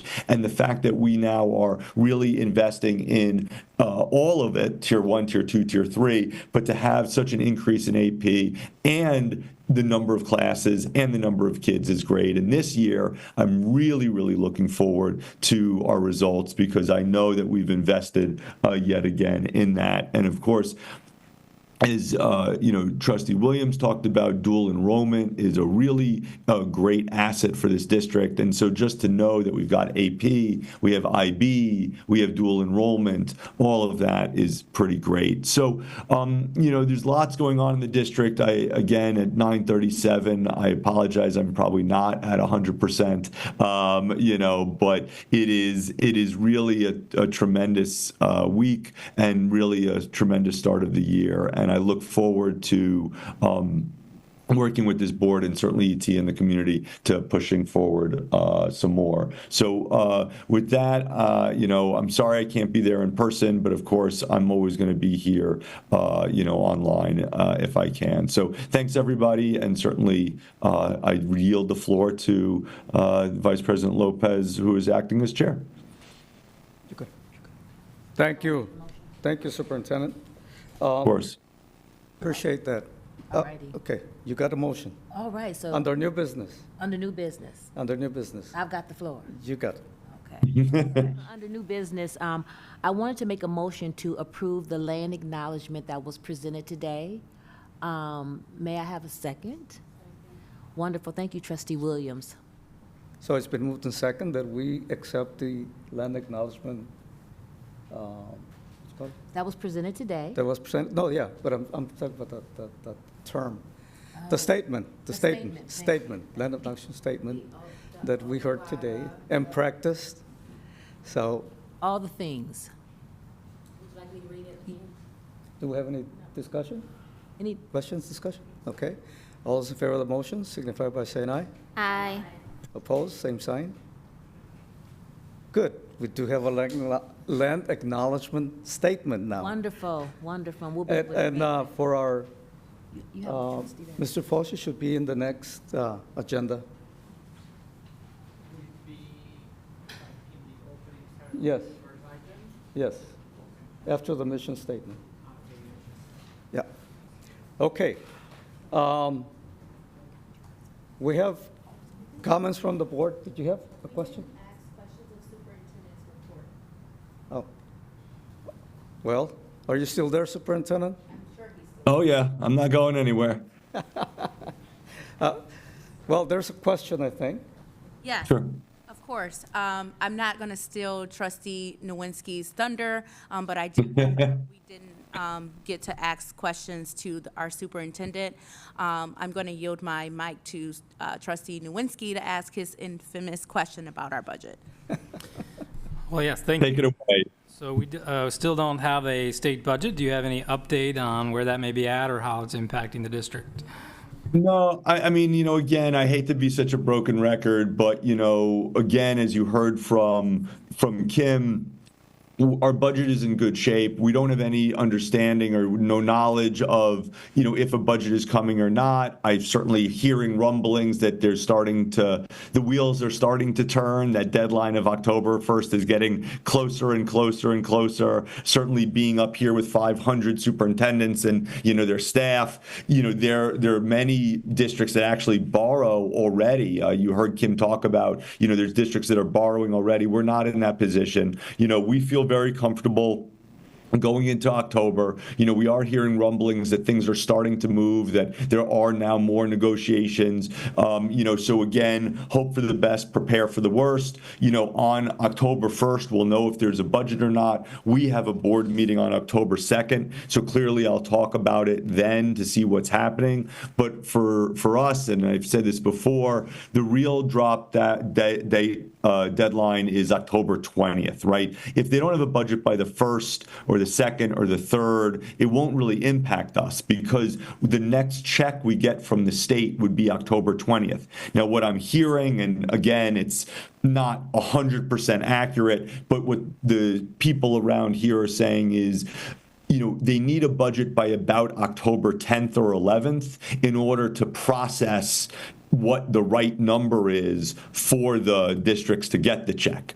So, if we don't have a budget by the 10th or 11th, we might not get our check. But what we were promised, which I really do appreciate, is that even though we should normally get a check on the 20th of October, and then the next check wouldn't come until the middle of November, that MDE understands the situation, and if for whatever reason, let's say a budget is adopted on October 15th, and MDE can't get the checks to us until October 25th, they're not going to wait until the November check. They'll figure out a way to get us the money. So that's really good. That makes us sleep better at night. But again, one of the reasons why we keep that fund balance where it is because we can protect ourselves probably into November and Thanksgiving if need be. So no, nothing's happened yet, but the lights are on at the Capitol more often than they've been. We do know that the three sides are talking. But again, to the community, rest assured, on October 1st, we'll know if there's a budget or not. Then really by October 10th or 11th, if there hasn't been a decision, we'll get a sense of if the checks are going to be late. And then if there is a budget by, the 10th or 11th, it should be okay. And if there's a budget by the 14th or 15th, it would probably come about a week late. But we as a school district definitely have the money in order to take care of it until that comes. Now, if there's no budget by the end of October, that's a whole other conversation, but we'll cross that bridge when we get to it. And thank you so much for lifting that, because I think you did add a little bit more information this time. It is a little bit of a broken record, but not too much, because this is the first time I think I've heard you say we would be good until November. So that's a new conversation of a different month that was reported from the last time we've met. I know that we do have great resolutions and a great fund balance, and we've been greatly responsible. But just again, to mitigate the pressures of nervousness or anxiousness surrounding our district, you are saying, Superintendent, we're not closing the doors, we're not getting rid of free lunch, we're in a good spot, is what you're saying until November, correct? Yeah, I mean, right, as of today, right? And certainly the new information that allows me to say, we're probably going to be good into November is the idea that MDE is willing to cut a check whenever the budget is going to be finished, right? Because if we had to wait a whole extra month for that money, we might not be able to float multiple months. But what we're hearing now is that we would be able to get it not just on the deadline, but possibly after. So, we feel comfortable going into November, but again, the things move quickly. Our hope is that there is a budget, and as long as there's a budget in the first couple of weeks in October, I don't really foresee it impacting us at all. And yes, rest assured, as of today, September 18th, we have enough money in the bank that we can kind of run the float from October and then probably up to around Thanksgiving. But, that we hope doesn't have to come to that, but we shall see. Trustee Williams? I guess, Superintendent, you're not here, and so I was going to actually segue using these part of my public comments. While we were in Los Angeles at CUBE, I did provide some legislative updates that they were talking about, so everyone around the U has a copy. I did leave one at your desk. So it talked about the different things about the government shutdown, the short-term, continuum, and then the final appropriations, but it's highlighting some of the things they're looking at cutting. I'm encouraging everybody that can text Senate 52886. That's your response to getting it to the Senate, telling them we want a budget. And I did also provide that to Ryan, so everything that we have around the table, you will have as well. Any other questions for Superintendent? All right. Well, thank you again, Superintendent. Well, my pleasure. It's good to see all of you, if only it's two-dimensional. Okay. Have a good one. We're down to comment from the board, and following that, we'll have closed session. So, do you have any comments from the board? Trustee Williams? As you guys know, I did provide you some budget outcomes, but I will be sending my report to you guys from CUBE. I'm still kind of jet lagged, but when I say it was a different experience, seeing a lot more of the districts around the United States talking about cultural awareness and how to bring these things to light. I do have some videos that I'll text you guys on the board so that you can see them. Overall, it was a great experience, giving me more ways to see how we're going to move forward. I thank you for the opportunity to attend, and we got a lot of work to do. Thank you. Trustee Nowinski? Yes, I just wanted to say thank you to Assistant Principal Blair at Luton for giving me a tour of their new facility at Wood Creek, and Principal Harris for taking me around to White Ridge. Those are the two schools I'm liaisoning with this year, and appreciated them giving me that opportunity to start that relationship. And I will note that one staff member that we touched base with floated the idea of take a board member to work day. It was something that she did in a different school district and thought was a very positive experience. So might be an idea for us to consider, talking with the superintendent about how that would work, maybe in our liaison schools or some other way, but it was an idea I haven't heard before. I also wanted to ask the board, I received notice, I think all of you did, of the MASB workshop on Thursday, November 13th, about preparing for the organizational meeting at the new year. And just wanted to maybe see if anybody else was planning to attend that or not. It's all day on a Thursday, so I believe I am available, but didn't want to duplicate if multiple people are going. So, What day is that, Dan? Thursday, November 13th, Is that a 9 to meeting day? 3:30 at the MASB here. Oh, 5:30. 9 a.m. to 3:30, so it's during okay. the day. Super. Anyone else? Dr. Rodriguez? Thank you, Madam President, and I also want to thank, but I want to leave that to you, to thank everybody who did the presentation before the meeting today.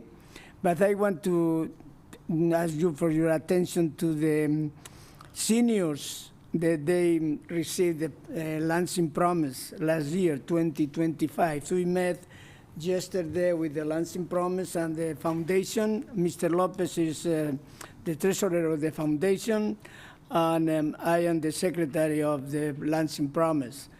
Also for Justin Chihen was his last time attending the meeting. He is moving to another job, and we are now in the process of hiring a new CEO person. As you can see, I'm going to explain just one high school, and you can do the same. You can just follow the same process for the other ones. And you see the number of the students as they were accepting to the scholarship for the Promise from Eastern High School were 80, and 159 apply. That means that 50% of the students they receive the apply receive the scholarship. Is 7% less than the previous year. Until you go to CAK-12 online and Lansing Learning Hub, you had that they increase 14%. And the bottom, you have where are they going? And you can see that they are going, the majority of our students, the 2022 students, they went to Lansing Community College. And they're only 4% less than the previous year. Michigan State University is the second one with 42 students that received the scholarship. The total of the scholarship were 291 scholarships in 2025. And you know, this scholarship is for 2 years, and now it's $10,000. The student, the Lansing School District, and the other students living in the Lansing School District are receiving. Then it's, and the average GPA in Lansing Community College is 2.65, but it's pretty good. Then you had this information. I had to give, credit to everybody who is involved in the schools, because there are many, many people working together to be sure these students are ready to go to college. Mm-hmm. And I think we need to collaborate, work together, the Promise people and Lansing School District employees, to do the best for our students.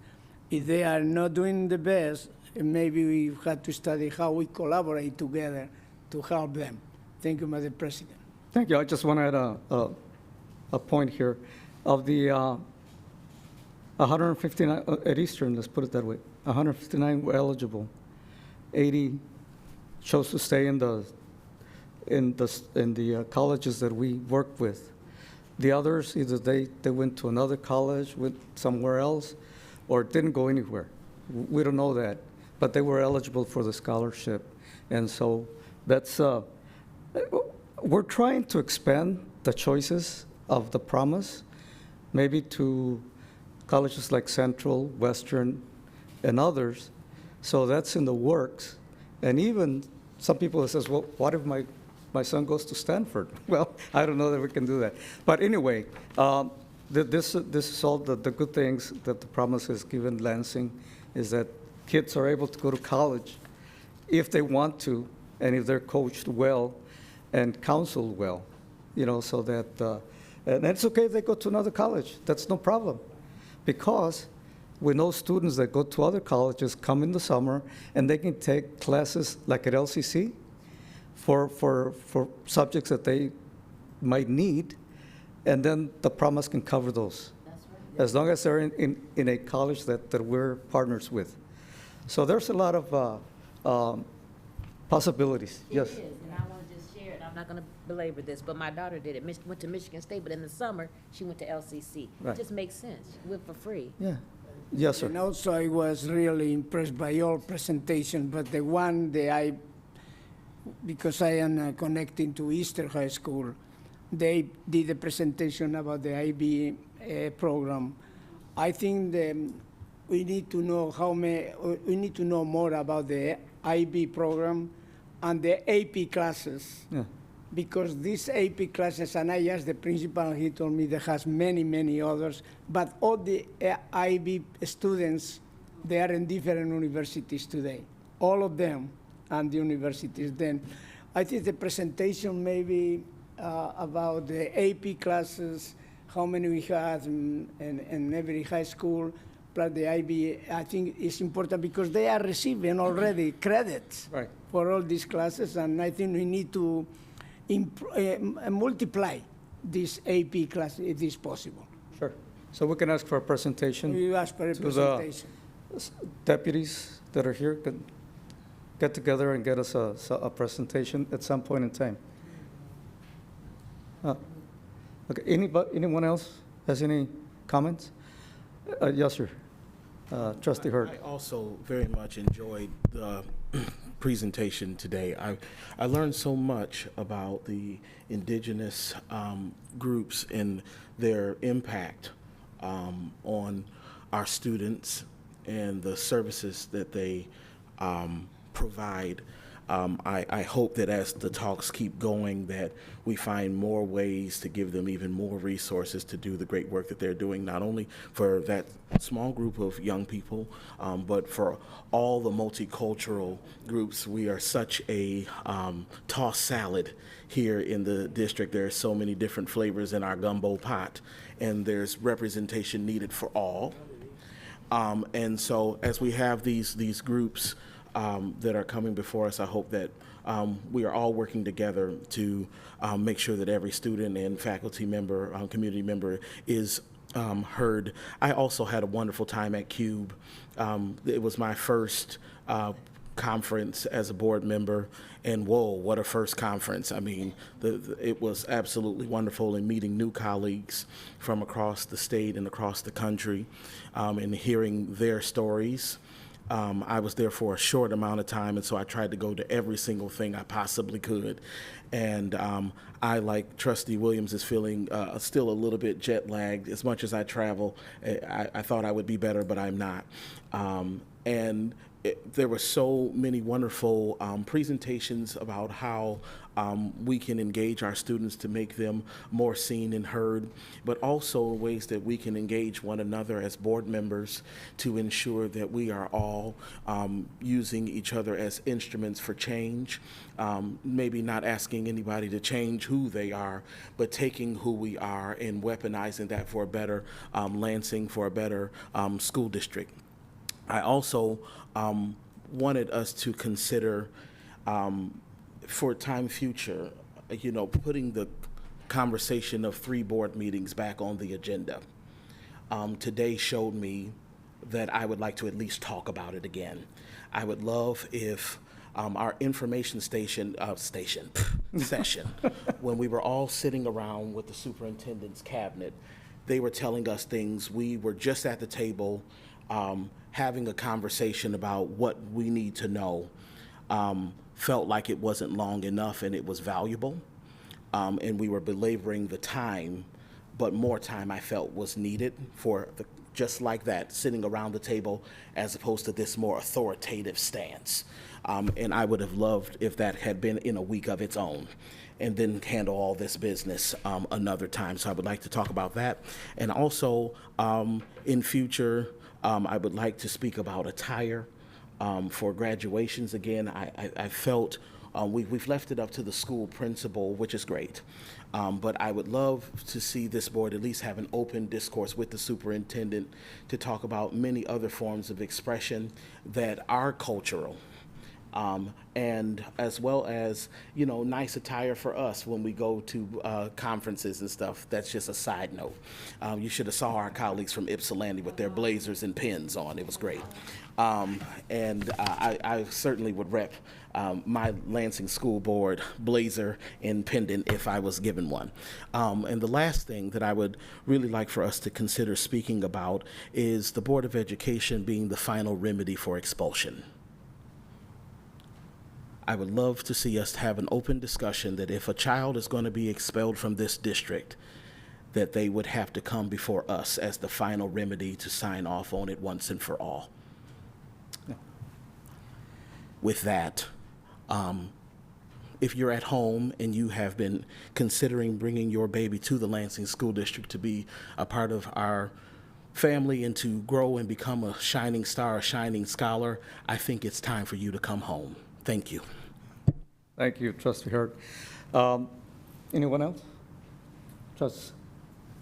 I don't have anything to add to all the great belaboring of the point, but I feel like we've had multiple conversations now about bringing the meetings back to 3 times a week, especially, or month, sorry, not a week. We don't have that capacity. See, we're here and it's late.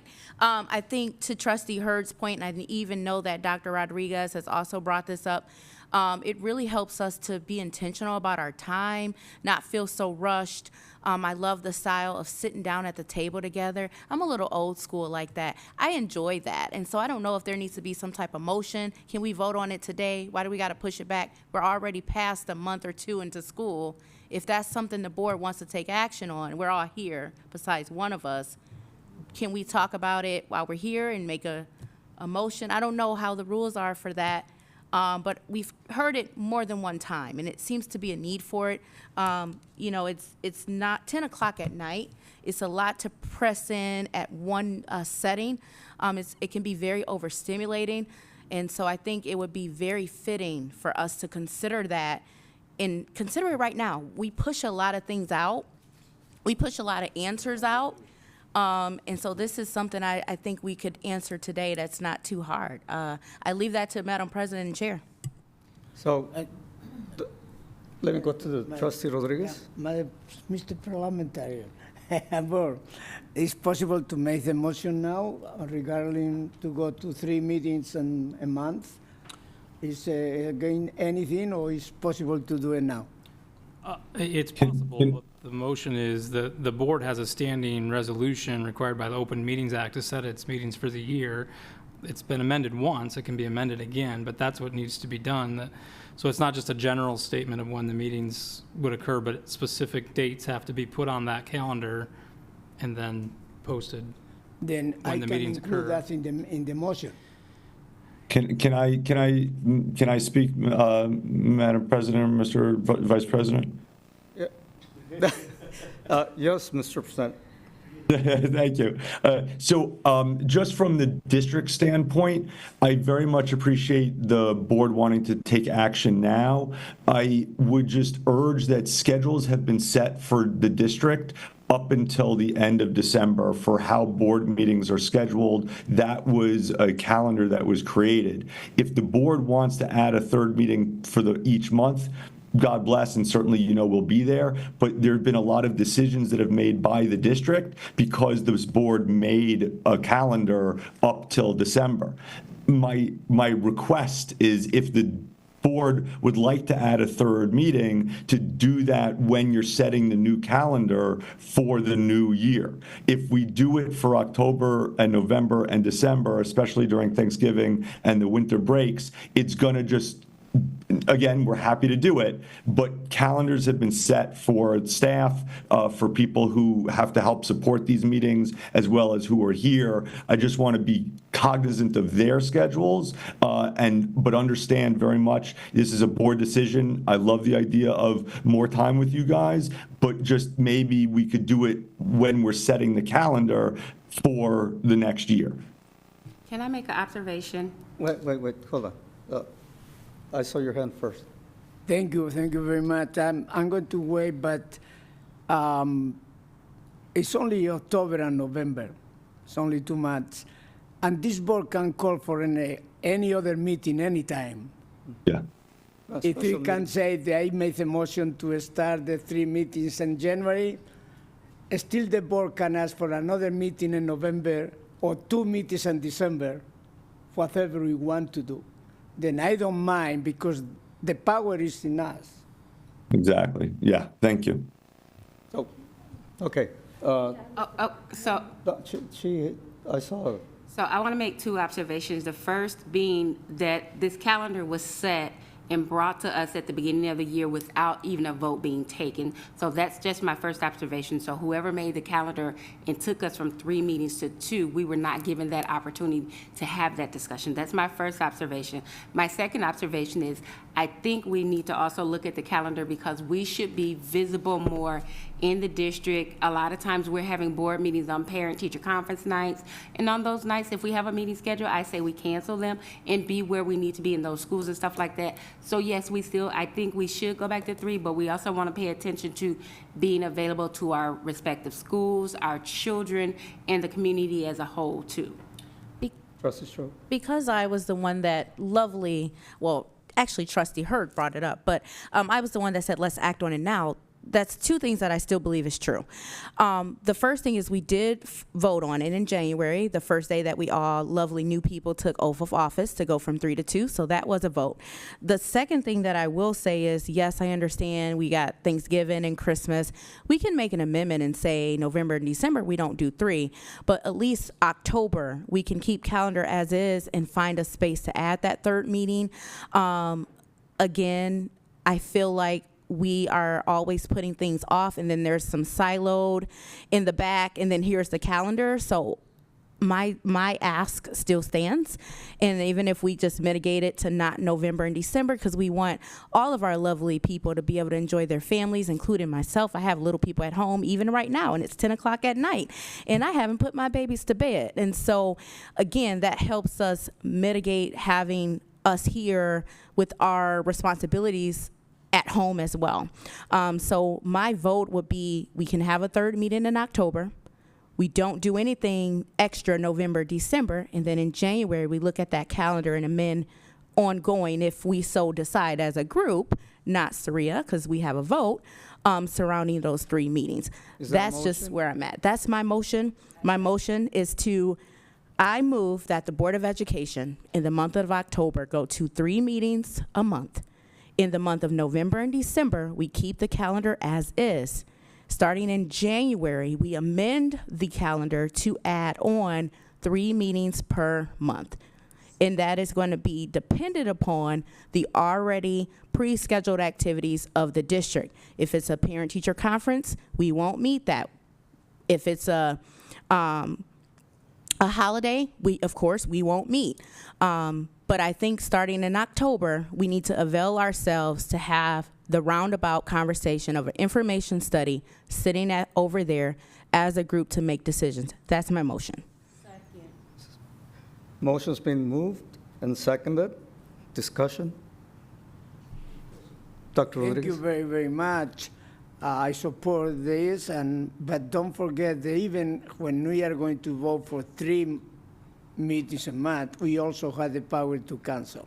Yeah. Then the schedule is for me. I am not for the schedule. Then we decide. Then I support that motion. I think that we are all together, or we are not, we will find another solution. Thank you very much, Mr. President. Any other discussion? Mr. Dubinsky? Mr. Vice President, I'm not convinced that 3 meetings are necessary. I guess I'm going to clarify. This motion is for adding a 3rd meeting in October of 2025. The future calendars have to be determined by the board at that organizational meeting on the first date. So that could be incorporated into next year's decision. So this motion is only proposing not for November, December, but only a 3rd meeting in October. I guess I'd also want to reiterate the point we heard that plans have been made, so we'd have to, find out what is the topic of that 3rd meeting beyond what was already planned for presentations. Could that person who is going to be presenting in October come to that 3rd date as opposed to the one they were scheduled for? And the distinction between this being a regular meeting or a special meeting in our bylaws, so which there are some consequences to what that term is. The concept of information study session is not in bylaws, it's not in Roberts, it's just a concept of what the board president, superintendent decide to put on the agenda for a particular meeting. The board does have the ability, according to our bylaws, the special meetings of the board may be called by the president or by any 2 members of the board, provided there is compliance with the notice provisions of these bylaws. So it really we do have the flexibility to call meetings at any time for special purposes, but if we want that to have that standing, I think we need to have some more advanced planning. That may very well be possible. We need an extra meeting in October given the budget situations that are happening, but I would want that to be called for that purpose if necessary, not for a purpose that wouldn't be able to address the financial situations if we're calling a special meeting for a different purpose. So there are some technicalities to look into this decision. I'm not comfortable, or I don't see a rationale for what topic we need the additional meeting to be voted on for next month at this point. Can I clarify? Hold on, no, hold on. Everybody's going to have a chance. Who had this, did you have your hand up? No, yeah, I did. Yes, Yeah, okay. I was just going to say thank you for lifting that, Trustee Nowinski. I do want to reiterate that we can call a special meeting if we need to, especially with the budget thing going on. So I totally think there should be more thought into this because we did set our calendar, but I do believe if it's warrant for us to have another meeting that we can call that. So I'm not in agreement to changing right now. Trustee Strode? This is more of a conversation. It's not that I just want to keep talking. If we already have a information study that's already on the calendar, that's on a double date that we're already meeting, wouldn't we just move that to that specific time? So like tonight, we had a 5 o'clock or a 6 o'clock, and then we had a 7 o'clock. Whatever that 6 o'clock was slated for that information study and combined meeting would just move to the 3rd meeting. So we wouldn't have 2 meetings in one evening. The second point that you made about special meeting or not, we're not calling it a special meeting. It's not going to necessarily be a special meeting. It's an information study, and I do believe that most of our agendas that are created by the president, and I can't speak for you, but maybe, has a lot to do with topics that are pre-selected or maybe even hot topics that were brought up or planned for our meetings to be productive. So I feel like sometimes we're limited in our own ways with the understanding of what policy and metrics state. Again, it's up to a vote, but my ask is that we consider it it's October. I also want to be careful about our planning. It's September 18th. I think that's more than ample time to add another meeting. And still, again, not having that November and December. So because I don't want it to come up later and then January, everyone's gonna wanna vote no because we didn't properly flush this out. That's all I got. No more for me. Okay, I have a couple of comments and concerns. And realistically, we probably should be adding a 3rd meeting for the rest of the quarter. October, because I did talk to, during the ISS, I did talk to Kim about the budget. Remember, I asked the question, so what's the budget gonna look like? if we're not passed on the 1st. So that's a potential meeting that can cause a lot of dialogue for October. November, we have the superintendent's evaluation schedule, as well as our lovely secretary we will find out if she's going to be moving to city council, which will prompt us to have to do interviews during that time. So that's November, and then December, we will start onboarding based on what happens with her at that point. So we do really need to add those 3 meetings for the rest of this quarter. I don't know if people are not thinking long-term, and I mean, I get it, some people may not think that, but some of us have children and have other things, and to sit here to 10, 11 o'clock at night is exhausting, especially when you're up at 5 o'clock in the morning. Trustee Williams, remember though, we can call a special meeting anytime. So it doesn't matter like when, if we need to call a special meeting for a specific thing, we can do that. So with trustee, when you get elected, we'll call a special meeting for interviews, and then at the beginning of the year, when we set our calendar for the year, then we can vote on. Exactly. I understand all of that, and that's what we're trying. I understand all that, but the way the budget is going, we're going to need extra meetings anyway. So I stand strong on that we need to just do it for the rest of the quarter and be done with it. It maybe we just come in for 30 minutes. I mean, but there is things that need to be happening on a constant basis moving forward. And us doing this is just overwhelming for a lot of us right now. Madam President? Okay. I think we have a motion on the table or on the floor. And I don't see anything illegal because the motion about the 3 meetings is going for next year. It's not for this year. It's for next year. Then when we do the organizational planning, we can change whatever we want. Except that the motion says October have 3 meetings, not next year. October had 3 meetings, Yeah. that is possible. Right. And then the second part is November, December. And November, December, no. And in January, we will continue considering that we are going to have 3 meetings every month. The motion says that in December or in January for the next scheduled year, that we will have 3 meetings. That's the motion. Then It doesn't say that we will consider 3 meetings. Amendment. I will do a friendly amendment that say in December, we will considering to go to 3 meetings a month. No. Well, that's not. No, it's no, okay. It's not. Well, I'm Not saying it's taking not is the motion, fine. but if you accept it. The motion is the ask that we have in front of us right now is for next month, is there a possibility for us to go to 3 meetings? Our information study session would move to its own meeting, so we wouldn't have 2 meetings in one day. Or being that we are in a hot topic conversation about the budget, we've also requested the ask of a presentation about school-based budgeting. We have plenty of opportunities of topics that can be discussed at an information study session. What I am trying to appease or mitigate is for all of us to be able to be very careful in our conversation, in our energy level. It is 10 o'clock. If we were to move to 3 meetings, there are some things off of this packed agenda that could move to that 3rd meeting. If nobody agrees to that, that's fine. But we've talked about it multiple times, and nobody has made a motion to do it. So the motion is October, we move to 3, November, December, keep it as is. January, we amend the calendar to 3 if that is what this board wants to do. I am one voice. If you all say no, we'll be here for 5 hours every other Thursday. I believe that the superintendent can work with us to find a 3rd meeting in October. Oh, you want to Yeah. make a question? Yeah, that's fine. Look, I'll work with you to find as many meetings as you want. Don't worry about it. The only thing I just want to say is I very much appreciate Trustee Strode's conversation about next year, but I think the issue is the agenda has to be set in the new year by the new board. And so I think the motion that you make is valid in the sense that you're urging the board to have 3 meetings starting in January, but that actual agenda or calendar has to be adopted in January. It can't be adopted earlier. But what you're saying is when they do create that calendar, you really want to make sure that there are 3 meetings. Right. Understood. Everything's cool.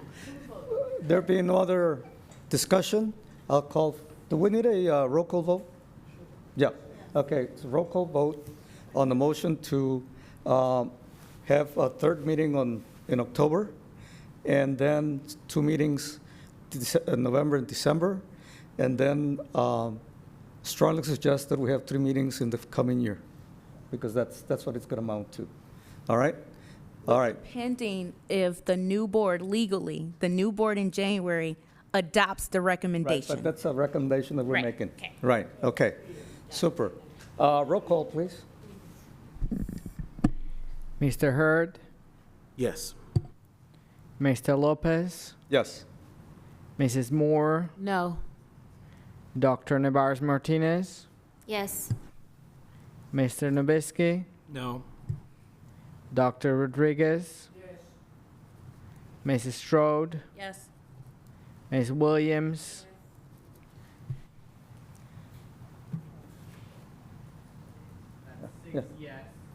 Okay, motion carries. All right. Thank you for that discussion. Now I need a motion for going to closed session. I'm sorry. Yes. Mr. VP, I move that we go into the closed session for the purposes of, Here, you got it. the Board of Education recess into closed session for the purposes of considering material exempt from disclosure as is permitted in the Open Meetings Act, Section 8(1)H, considering material exempt from disclosure under another statute, which includes reviewing attorney-client privilege material exempt from disclosure under FOIA Section 13(1)G. Second? Second. It's been moved and second to a closed session. All those in favor say aye. Aye. Oppose? Oh, is it a I think we need a roll call vote. roll call vote? That's right. Roll call. Mr. Hurd, Yes. Mr. Lopez, Yes. Mrs. Moore, Yes. Dr. Nevarez Martinez, Yes. Mr. Nowicki, Yes. Dr. Rodriguez, Mrs. Strode, Yes. Ms. Williams. Okay. We're in closed session. Person to get over here and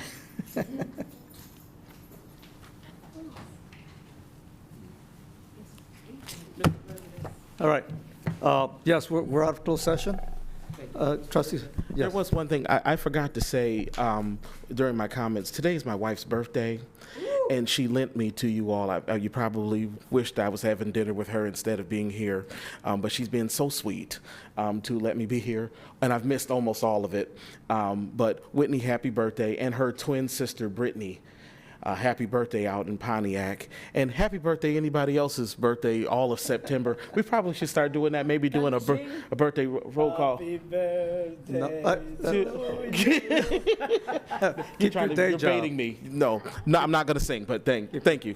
Well, speaking about missing things, I missed my daughter's speech today at City Hall, so I wish I would have been there, but We're serving the people. We're serving the people. We're serving the people, and with gladness, too. That's right. Well, last thing is, we're in Hispanic Heritage Month. So please check your calendars. There's many places to go and celebrate and meet other people. And let's have a great night and a great weekend. And we're adjourned.